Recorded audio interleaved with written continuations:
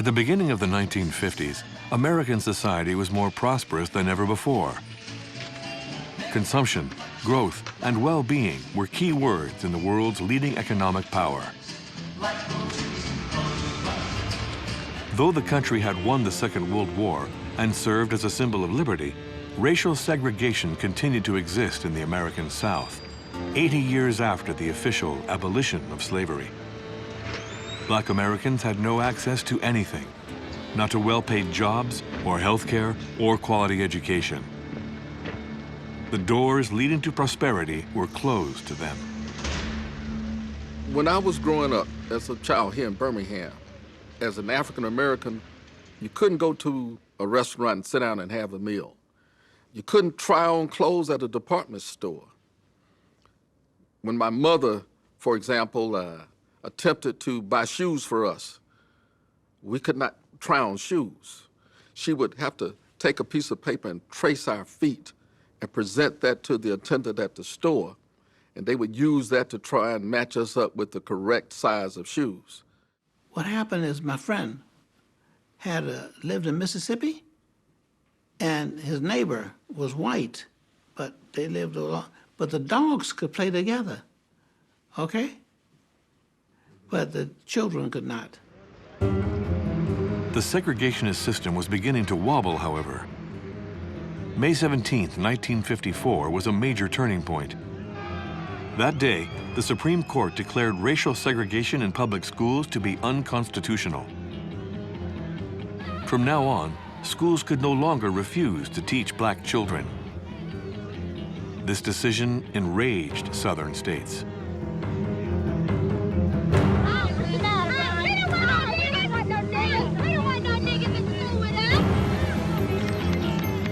The Klan, which had 4 million members in the 1920s, had practically disappeared. The threat of desegregation revived it. The invisible empire once again drew in thousands of supporters wearing the pointed hood.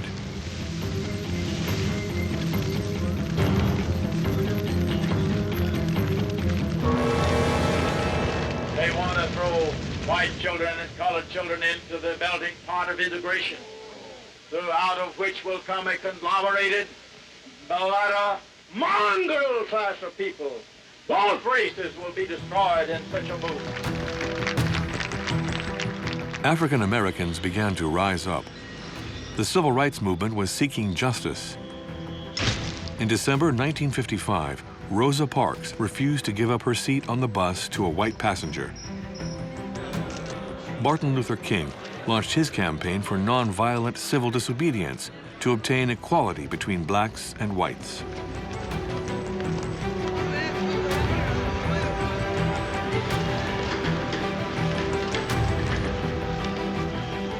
The movement was pacifist, but the police response was not at all.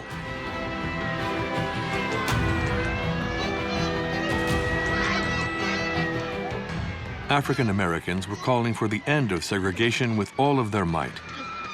But neither Klan members nor Southern politicians were prepared to give up their supremacy. The governor of Alabama, George Wallace, was representative of this reactionary mindset. In the name of the greatest people that have ever trod this earth, I say segregation now, segregation tomorrow, and segregation forever.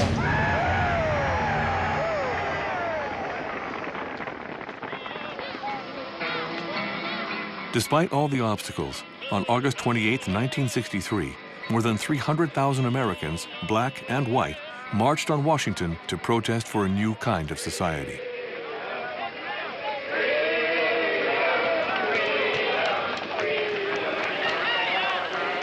It was a unique moment in the history of the United States. Martin Luther King shared his dream for America.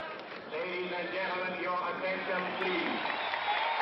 I have a dream that my 4 little children will one day live in a nation where they will not be judged by the color of their skin, but by the content of their character. I have a dream today. Free at last, free at last. Thank God Almighty, we are free at last. The country refused to move on.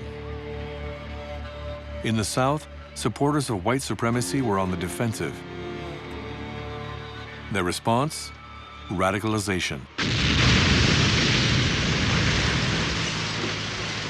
On September 15, 1963, 2 weeks after the March on Washington, a bomb went off in the 16th Street Baptist Church at the center of a black neighborhood in Birmingham, Alabama. I played clarinet in the church orchestra. I remember the room began to shake. The lights went out, a lot of dust, a lot of smoke. Now, we had no idea what was going on. We just sort of looked at each other and ran. Church itself was devastated. Every window but one was broken. Pieces of masonry weighing 20 pounds were ripped from the facade and thrown across the street. That Sunday morning, more than a dozen sticks of dynamite blasted through the southern side of the church. The shockwave was felt around the neighborhood. Many were bleeding, a lot of them were crying, and almost everybody were looking for their parents and siblings and loved ones. Later that day, and we started to get information bit by bit. We found out that there were 27 people taken to the hospital, and there were 4 people dead. 4 girls doing catechism were killed. Carol Robinson, Addie Mae Collins, Cynthia Wesley, and Denise McNair. They were between 11 and 14 years old.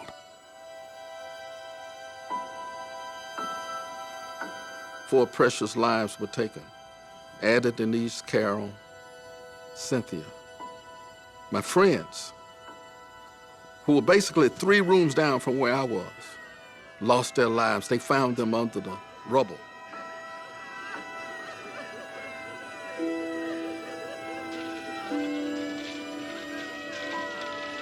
One of the little girls, Denise McNair, who was 11 years old, her grandfather owned a shop right across from the church.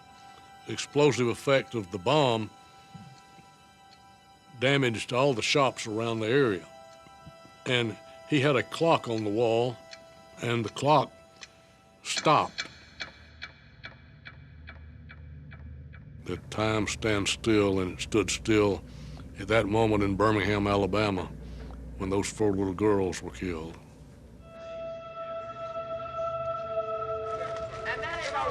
Birmingham had come to be known as Bombingham because of how frequent attacks had become since the 1950s. But this time, the location and the victims' youth shocked the country.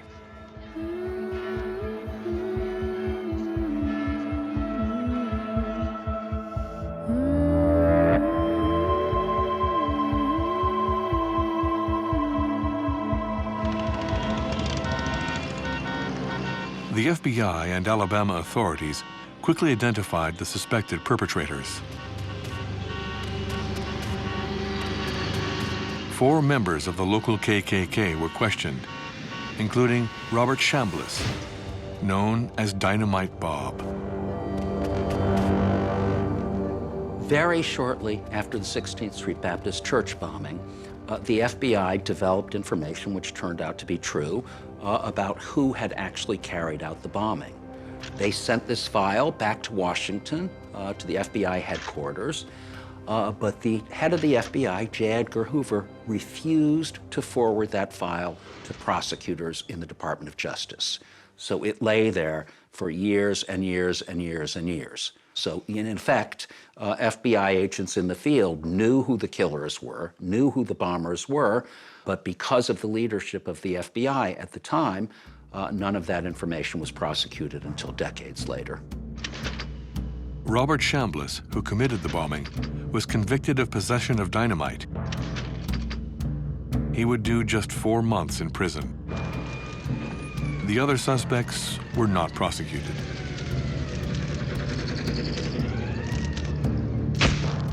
J. Edgar Hoover, the head of the FBI, did everything he could to block the investigations. He had chosen his side. In his view, the main danger to the country was the civil rights activists, whom he considered communists. Martin Luther King was being monitored. Investigations into good, patriotic white people in the Klan could wait. The fact that no one was convicted right away, and again, having the knowledge that they probably knew who did it, it seemingly was business as usual for the way African-American people were treated. That is, unfortunately, there's a lot of truth to the fact that the Klan felt like they had a green light to commit violence, especially in some places. The Klan felt like they could be as violent as they wanted and nothing would be done to them. This impunity encouraged violence, and the Klan had its preferred targets, promoters of racial equality. In June 1964, 3 civil rights activists, 2 of them Jewish and 1 African-American, went missing. While driving through the city of Meridian, Mississippi, they were stopped for speeding and released. The local deputy sheriff, Cecil Price, was the last person to see them. They paid the fine and I released them and escorted them to their car, and they got in their car and left. And I asked them which direction they were going. They said they were going to the Meridian, Mississippi. And that's the last time we saw any of them. No one had heard from Andrew Goodman, James Chaney, and Michael Schwerner since then.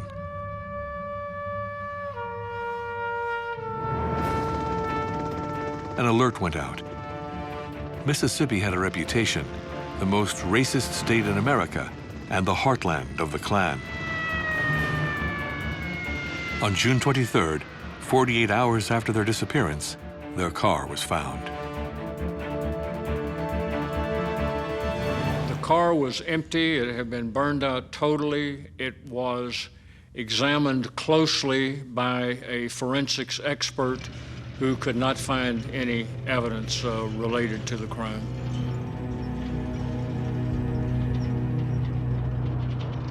J. Edgar Hoover, the director of the FBI, called President Lyndon Johnson. Mr. President, I wanted to let you know we found the car. Yeah?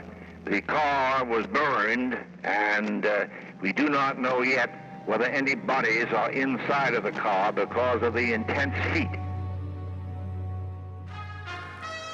NBC News presents... News coverage was nonstop. The victims' families used it to appeal to viewers. a special report on the 3 workers for civil rights still missing in Mississippi. We would implore anybody who can help to establish contact with him. We would be grateful to them. The media took an interest in the new strongman of the KKK, Robert Shelton. Always seen driving his late-model Cadillac, Shelton was an excellent organizer. He managed to bring several Klan factions together within the United Klans of America, which he led. The former tire salesman was now in charge of 30,000 men in 5 states. Full of confidence, the Imperial Wizard appeared more and more in the media. I have been in consultation with various members and people in the area, and we have come up with some information that satisfies us of the fact that all probability this is just another hoax. Under pressure from the media, the investigation began moving faster. The FBI became more closely involved. Immediately, more FBI agents were transferred in.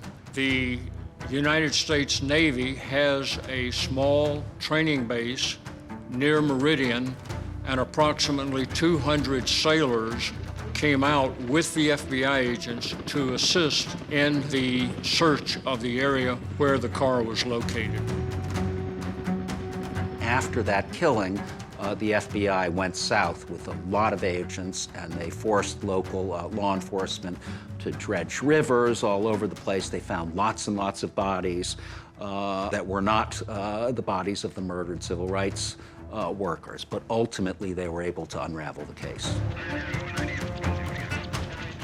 On August 4th, 1964, after a 45-day investigation, the bodies were finally found in a forest. The FBI managed to get a witness to talk and reveal everything. More than 15 suspects were linked to the plot and arrested. Among them were Samuel Bowers, a local Klan official, but also Sheriff Lawrence Rainey and Cecil Price, who had arrested the three activists. The killing was premeditated. The civil rights workers were in town, and therefore, on their way out of town, they were stopped by the deputy sheriff, and they were released in a very coordinated way, working with the police. Klan members were waiting near the jailhouse. They knew they were going to be released, and they followed them out of town. They have been directed to follow the sheriff's car out of town. Deputy Sheriff Cecil Price purposely drew them into a trap where several Klansmen led by Edgar Ray Killen were waiting for them. And there they proceeded to kill all three of those civil rights workers. And again, as part of this plot, they had already set up in a premeditated way how to dispose of these bodies. They placed the station wagon that the civil rights workers had been driving in a swamp fairly far away from the site in which they were murdered, and they had bulldozers ready there to have the bodies buried in an earthen dam nearby in the county.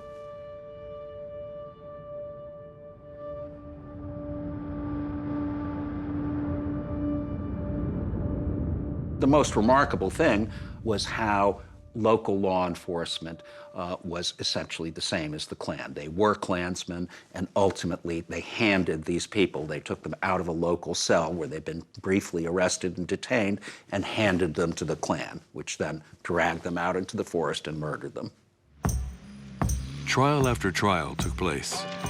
The criminals who arranged the arrests of the activists, committed the murder, and hid the bodies with a bulldozer were repeatedly arrested and released.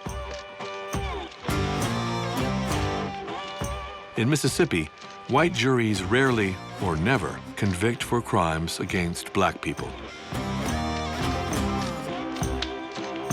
The local sheriff, well, was really the undersheriff, Cecil Price, an infamous man. When you see Cecil Price when he was first tried and acquitted by a local white jury, he has this terrible grin on his face. He's just laughing at how he's gotten away, literally, with murder. So a number of people involved in the Freedom Summer murders were brought to trial in the 1960s. Edgar Ray Killen, as the architect of the plot, was tried back then, and he was not convicted basically because there was one particular person on the jury who said, regardless of what the details of the case were, they could not bring themselves to convict a preacher, someone who worked in service of God, for these crimes, and he was set free. It also points out how hard it was to actually bring the Klan to justice, because the Klan was both the perpetrator and the enforcement agent of the law, and in some cases, the judge and the jury in terms of the crimes that took place in the South. I would like at this time to call Sheriff Lawrence A. Rainey from Neshoba County to the platform for a statement.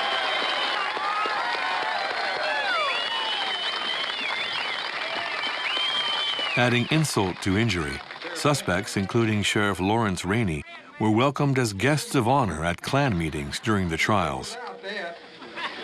No, I was just down here. I've been accused by the FBI, by the Klan and everything, and so I come down today to see the head men and investigate it and see what there was to it.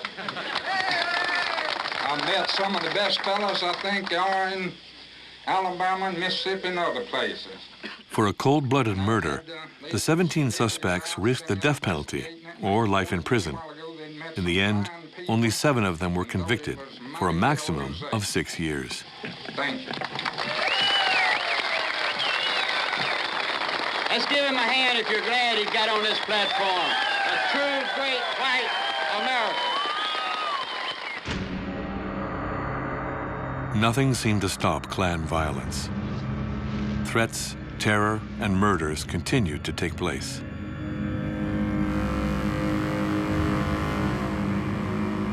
The Klan knew how to indoctrinate its members. Have you ever seen the pyramid of hate and extremism? Where it's like at the very top of the pyramid is hate, but the very bottom line, like the very bottom pillar of the pyramid is biases. And it slowly builds and slowly builds until it becomes a pillar of hate. They definitely guide you in your hatred, but over the time they grow you, they groom you into hating just about everything. And remember, the niggers that are giving you all the trouble, white folk, are the educated niggers. The fact that you hate something, they have an avenue and they'll start to mold you and groom you. It's brainwashing, and it takes a long time to get back from that. The apostles of hatred openly preached committing crimes. I got news for nigger, you nigger. We're on the move too. I don't believe in segregation, I believe in slavery.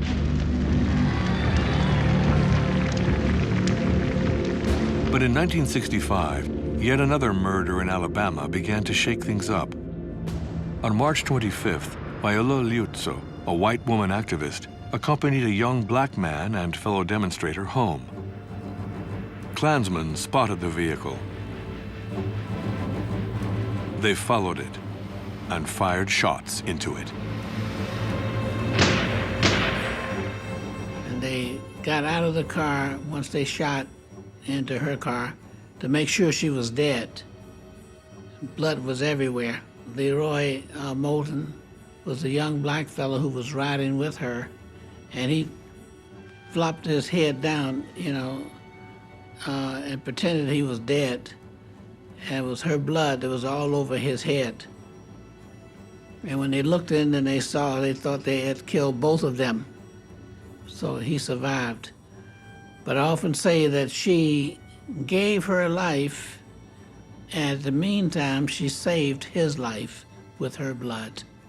The driver of this car was Mrs. Viola Liuzzo, mother of 5 children. A red and white sedan overtook her car. Several shots were fired. The driverless car veered off the highway and came to a stop at a cattle fence. Mrs. Liuzzo was dead. This time, the crime was solved quickly. A Klan member and FBI informant happened to be in the perpetrator's car. His name, Gary Thomas Rowe. This individual reported immediately to the FBI what he had seen, what he had witnessed, and this led to the successful prosecution of the Klansmen involved in her murder. President Lyndon Johnson announced that the crime had been solved the next day. The Klan had become public enemy number 1. Montgomery, Alabama. So if Klansmen hear my voice today, let it be both an appeal and a warning to get out of the Ku Klux Klan now and return to a decent society before it is too late. But the invisible empire was indifferent to such threats. At their trial, Viola Liuzzo's murderers got away with it. The all-white jury refused to convict them. And I present Mr. W.O. Eaton, Mr. Eugene Thomas, and the boy who stood under the battle guns, Collie Leroy Wilkins. As usual, the Klan celebrated the 3 men as heroes. They even signed autographs. A collection was set up to pay their legal fees. They would later receive minimal sentences for their crime. The Klan's combat against civil rights nevertheless seemed more and more like a lost cause, and its unpunished crimes would end up working against it. I feel it. In 1964, President Johnson pushed legislation to end segregation. In August 1965, 5 months after the murder of Viola Liuzzo, the president signed the Voting Rights Act, which banned all the systems set up to prevent black people from voting. This law will ensure them the right to vote. A century after the abolition of slavery, African Americans had finally achieved full citizenship. When things happened, like the Klan bombed the 16th Street Baptist Church in Birmingham, there was an enormous reaction among white people. The very same thing happened when Viola Liuzzo was murdered by the Klan on the Selma to Montgomery March. And even Americans, white Americans, who weren't terribly progressive, weren't especially into integrating schools and so on, they reacted with a kind of horror. So I think that the Klan really is what absolutely guaranteed the success of the civil rights movement. It put first Kennedy and then especially Lyndon Johnson into a position where they felt they had to do this. They had to pass the Voting Rights Act. They had to pass the Civil Rights Act. So, you know, it was very ironic how it turned out. The federal government began to seriously push back against the organization. As it had done with the first Klan a century earlier, they needed to neutralize its key leaders. Bob Jones, the Grand Dragon of North Carolina, and Robert Shelton, the leader of the United Klan of America, were summoned to Washington in 1965. They were questioned by a congressional committee.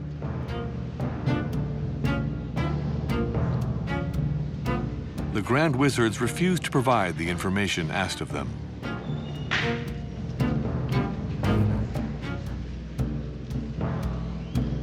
It is not my liberty to divulge the membership of any member of the organization. I can state myself that I am a member, but it has to come from the individual himself if they want to admit that they are a member.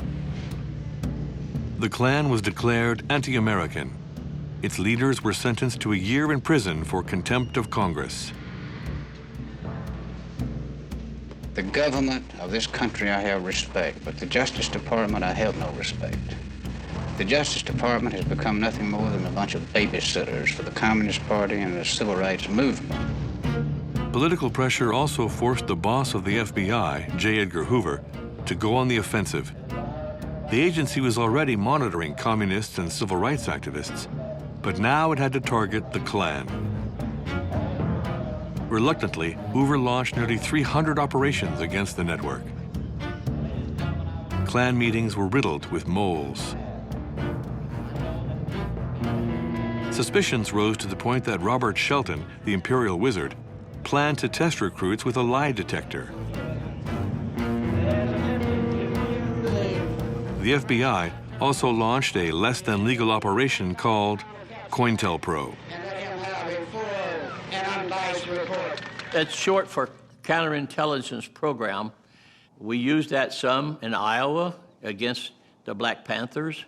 We used it in Mississippi against the Ku Klux Klan. Very successful. It was, in my opinion, it was a good program. They were mostly rumors or anonymous letters that, Miss So-and-so, do you realize that your Ku Klux Klan avowing husband is not attending Klan activities at all? He's going out with his girlfriend, your next door neighbor or something like that, to create hostility among the Klan members, to destroy reputations, and to make them ineffective in their political activities. Yes, all you FBI agents want to check the Klan and investigate them. I live on 209 Mendota Avenue, Lexington, North Carolina, and my name is Roy Woodle, and I'm not ashamed to be a Klansman. Amen.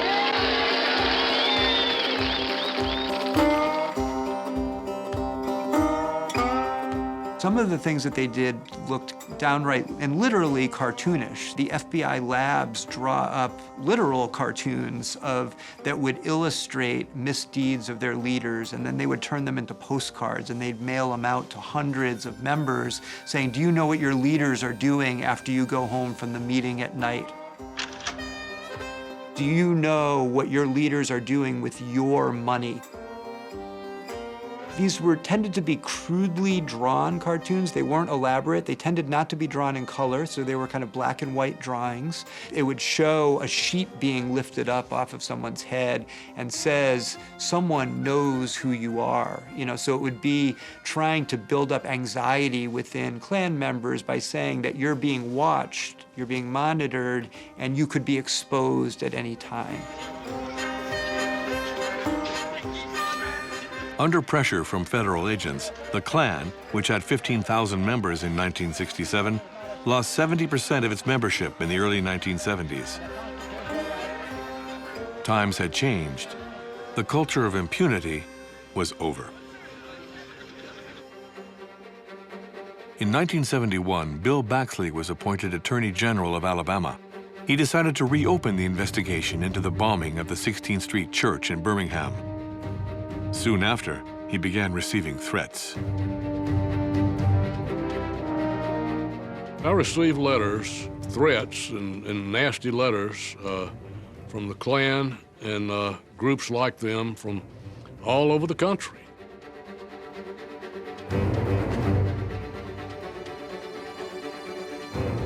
I did get one nasty letter saying that I was persecuting white patriots. By doing this investigation. They demanded an answer to this letter they had sent me, the Klan, and I said my reply is, kiss my blank, blank, blank, except I didn't put blanks.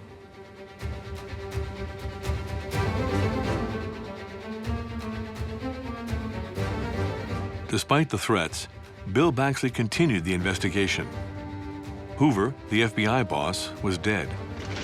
Certain classified files finally resurfaced. The Attorney General quickly got back on the case of Robert Chambliss, Dynamite Bob. To convict him, the Attorney General managed to track down a key witness, Curtis Glenn, a woman who was in Birmingham the day before the explosion.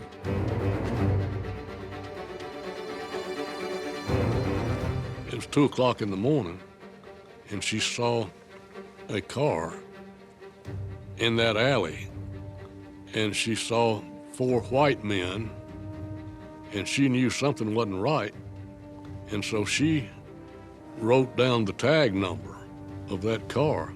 And the next morning, when the bomb went off, she called the FBI, and they carried pictures out to her, and she identified Robert Chambliss.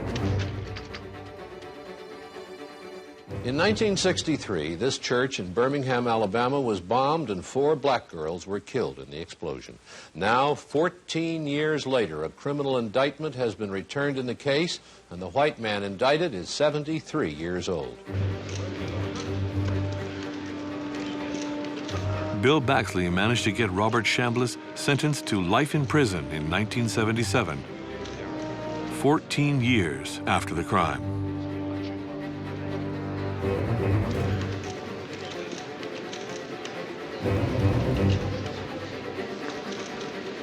Certainly, we know, Chambliss wasn't in it by himself. We know who else was in it, and you just have to take them one step at a time. But we will go back and get new indictments against the other people, and we will have other trials. Families of the victims of the little girls were ever able to say it was a good day. It couldn't bring back their children, but it was at least some sense that finally, justice may have been delayed, but it wasn't denied.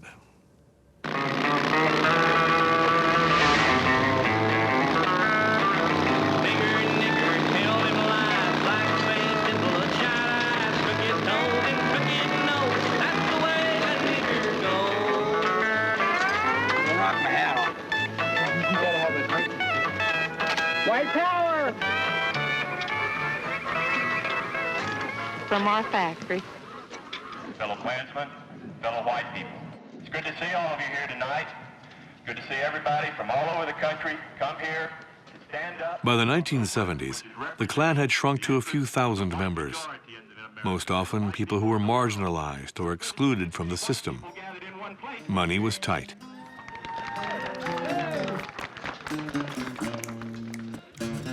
An unusual new leader managed to give it a fresh start. David Duke founded his own group in Louisiana, the Knights of the Ku Klux Klan. The young leader even ran for the Senate. This imperial wizard turned out to be a media wizard as well. We need a voice for our heritage, ideals, and interests. It's only fair if things are to be evened up a bit. We do need a real voice for the majority. Let's elect David Duke Senator, District 16. Duke wanted to give the Klan a respectable front and to break with its inflammatory past. Now, I think most of what you call the Klan atrocities and so forth, I think most of it is a media creation, a Hollywood creation. The Klan is becoming a political organization. We're becoming a political movement. Oh, I think he's the greatest. They don't come any better. He's great in every way. David Duke initiated this idea of a new and different Ku Klux Klan. So it was Duke who talked, for instance, about taking off our robes and our conical hats and so on and putting on business suits like other business people. So Duke attempted to, and to some extent was successful in trying to kind of reposition the Klan as a responsible organization. You know, we don't hate black people, we just love white people. The American white people are searching and are reaching out for a movement to carry forth their ideals and their values, the dreams that they carry in their hearts. And the Ku Klux Klan is that movement. Duke's choir boy looks concealed a dangerous revisionist and a fan of Hitler.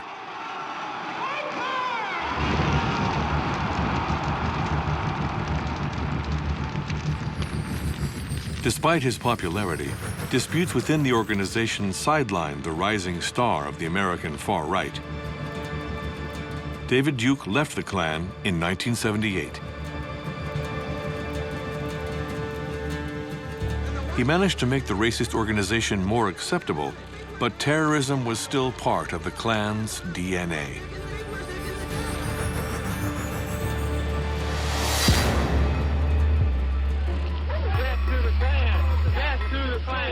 In November 1979, in the working-class city of Greensboro, North Carolina, a group of left-wing activists protested against the creation of a united racist front between the Klan and the American Nazi Party. Cars full of Klan members and neo-Nazis arrived. Shooting broke out. Several cameras filmed the crime.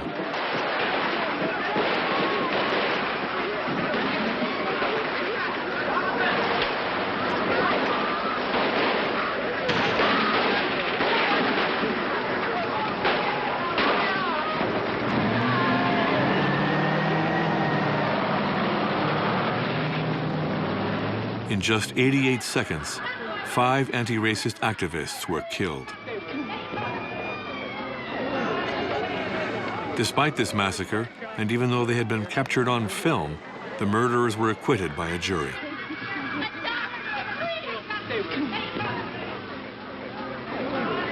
At the beginning of the 1980s, the Klan had once again managed to thwart justice.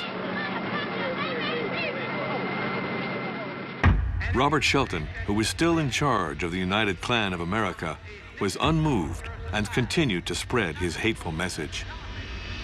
The Negro today is nothing more than an animal as he is living in our society, riding in the streets. It took until 1981 for a case to bring an end to this long period of escaping punishment.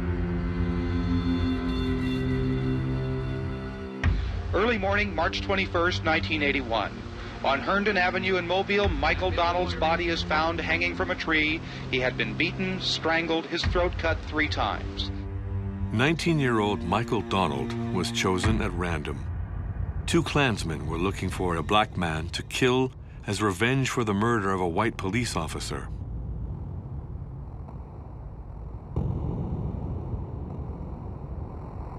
This was the classic definition of terrorism, right? It wasn't merely killing a man because you hate the man or whatever it may be. Michael Donald's murder was a message to all black people in the South. This is what will happen if you dare to resist us, to resist white dominance. The FBI finally arrested the murderers following a 2-year investigation. Henry Francis Hayes and James Tiger Knowles. Hayes was sentenced to the electric chair, Knowles to a life sentence. A white man sentenced to death for killing a black man. This hadn't been seen in the South in generations. But the victim's mother, Viola Donald, wanted to go even further. She contacted a legal defense group for victims of discrimination.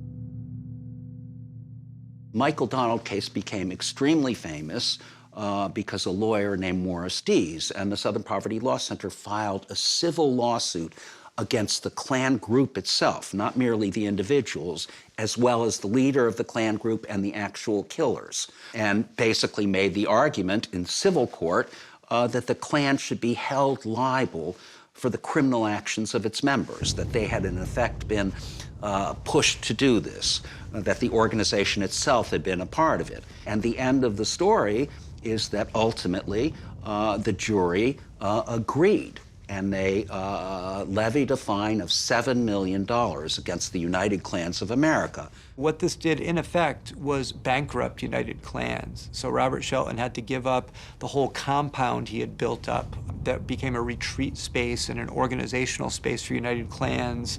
And in effect, the killing of Michael Donald put United Klans out of business. It became a landmark legal approach to how do you target effectively terroristic groups like the KKK. The verdict was historic. 7 years after her son's death, Viola Donald finally got justice. The main Klan organization was bankrupted. Like so often in the United States, the most efficient way was to go for the wallet. All of the property belonging to the United Klan of America reverted to the Donald family. Robert Shelton lost his kingdom. I don't have any comments, just move, please, I'm fixing to go home. Though the United Klan had been convicted, the Ku Klux Klan itself had not been outlawed. Freedom of expression and association guaranteed by the American Constitution made sure it had a permanent outlet. Gradually, the Klansmen traded in their hoods for military gear and swastika tattoos. They linked up with neo-Nazis and all sorts of right-wing militias. Powerful ties bound them together: white power and anti-Semitism. Beginning in the 1970s, you began to see explicitly Klansmen working with neo-Nazis. And it was at that time, in the 1970s through the 1980s, that this idea that the country was run by Jews came to be accepted all the way across the radical right. So the narrative came up that the federal government was Zog, the Zionist-occupied government. And it's that that really symbolizes these movements coming together. So now today, when you see a big demonstration by the radical right, very typically you will have Klansmen and Nazis arm in arm marching together.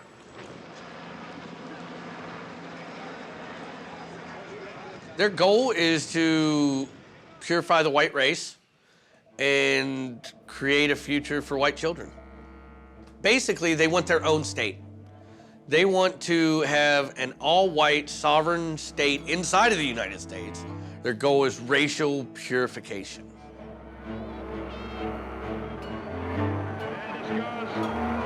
After decades of violence, power dynamics had changed.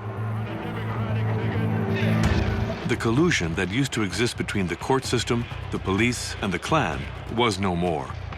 Now it was impossible for the Klan to openly recruit in town without drawing out its opponents. I am Ku Klux Klan, born, bred, and raised redneck Klan. Back in your holes!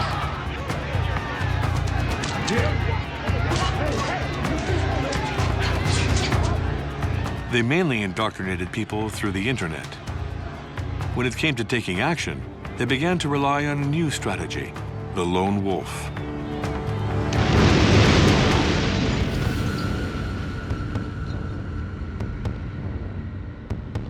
On April 19, 1995, in Oklahoma City, a car bomb went off and destroyed a federal building.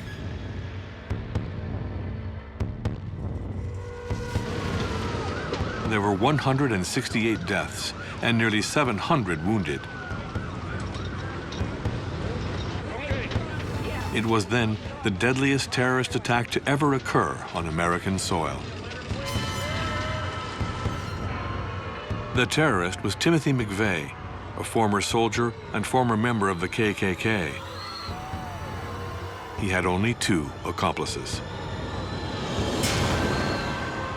That's a very dangerous thing because from the point of view of law enforcement, it is far easier to find out about a plot and stop it before people are killed when it's a plot that is being hatched by 10, 12, 14, 15 people, right? I mean, the chances of that getting out, somebody telling, you know, a woman in a bar who's bragging or whatever it may be, are far higher. If you have one person who really knows what's going on and who keeps his mouth shut, it's almost impossible for law enforcement to find out about that in advance. So, you know, the kind of terror we're seeing today as a result of all of this is much more scary. It's much more difficult to stop. You have domestic terrorists and you have international terrorists. And so right now, the domestic terrorism in our country, in America, is starting to be as bad, maybe worse, than foreign terrorists. Timothy McVeigh was sentenced to death and executed in June 2001. In the 2000s, the American justice system finally began opening up about the country's sinister racist past. NBC News in depth tonight, almost 40 years after the crime, deliberations in a murder trial that became a terrible symbol of race hatred in America. Several classified cases were dusted off. Robert Chambliss's accomplices, who killed 4 young girls during the church bombing in Birmingham, were arrested and convicted. Millions of Americans remember where they were when they heard that 3 civil rights workers had been found dead in Mississippi. Edgard Killen, one of the murderers of the 3 civil rights activists in Mississippi, was sentenced to life in prison. At last, the winds of change seemed to be blowing over the United States. The election of Barack Obama in 2008 seemed to confirm this trend.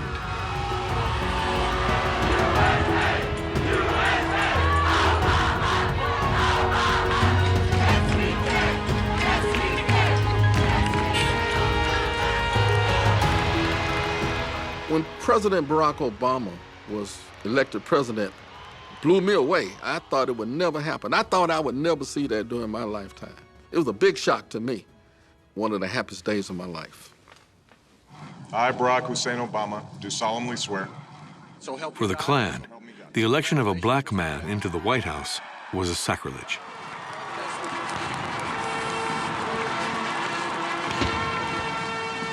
When Obama was elected, I'm sure their heads exploded.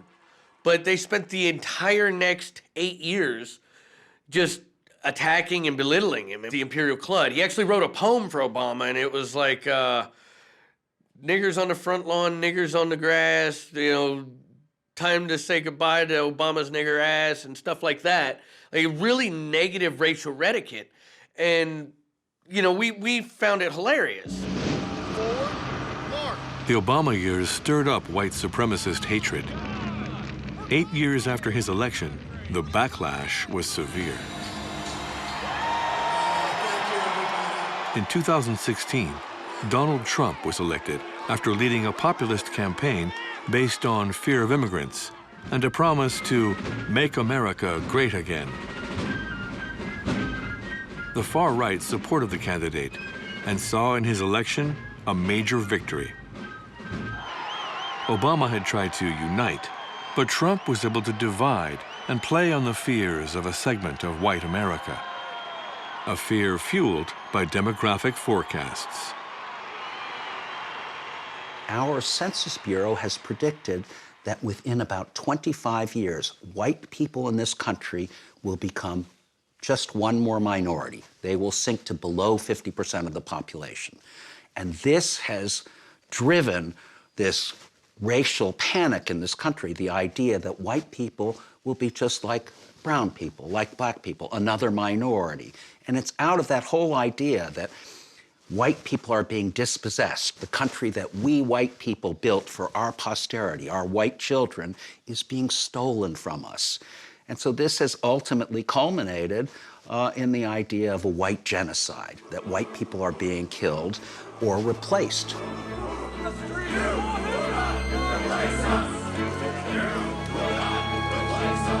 Today, the Klan and other xenophobic groups are growing again. As has always happened when white supremacists have felt their dominance threatened. Threatened by the slaves, freed after the Civil War. Threatened by mass immigration at the beginning of the 20th century. Or by the end of segregation. Although they are fortunately less frequent than in the 1960s, racist crimes and violence continue to be committed. In 2017, in Charlottesville, Virginia, a confrontation broke out between anti-racist activists and white power supporters. A white supremacist took his car and drove it directly into the crowd.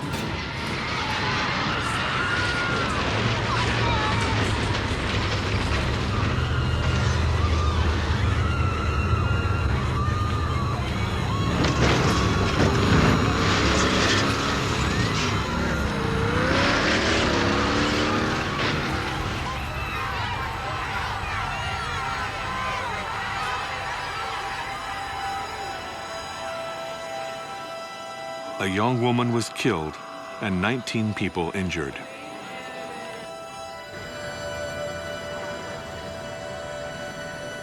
Other crimes continue to occur. In May 2020, George Floyd was arrested by white police officers. He was murdered in broad daylight in front of witnesses filming the scene.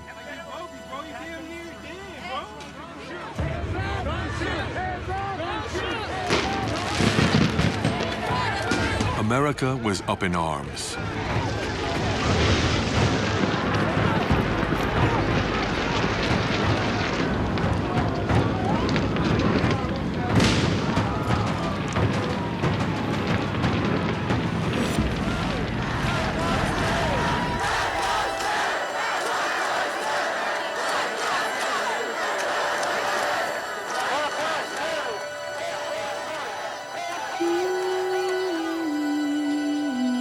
The fields of racist hatred appear to be as fertile as ever in the United States.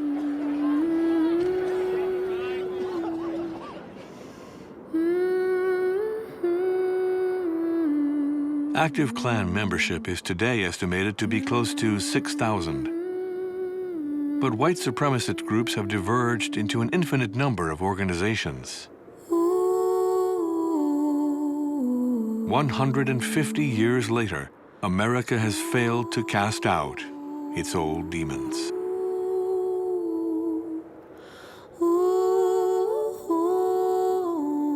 There's a lot of work that has to be done in this country to make things better for all people. Sometimes I wish there was another Dr. King. I think the story of the Ku Klux Klan is a part of the American story, but it's a very disgraceful part. We must be vigilant to try to stop it as soon as it rears its ugly head. Laws were changed as a result of the civil rights movement, but we're still having the fight in this country about whether the real America is a white America or the real America is a multicultural or plural America.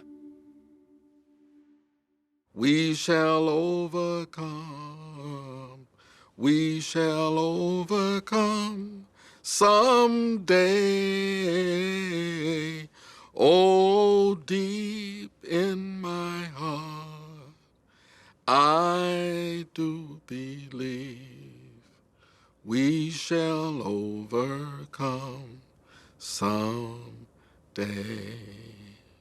Ain't gonna let nobody turn me around. We're gonna keep on walking, keep on talking, marching up to freedom land.